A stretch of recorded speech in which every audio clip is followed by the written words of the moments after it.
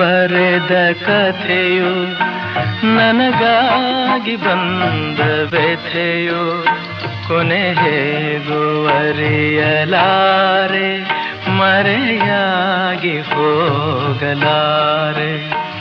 ಇದು ಯಾರು ಬರೆದ ಕಥೆಯು ನನಗಾಗಿ ಬಂದ ವ್ಯಥೆಯು ಕೊನೆ ಹೇಗೂ ಅರಿಯಲಾರೆ, ಮರೆಯಾಗಿ ಹೋಗಲಾರೆ.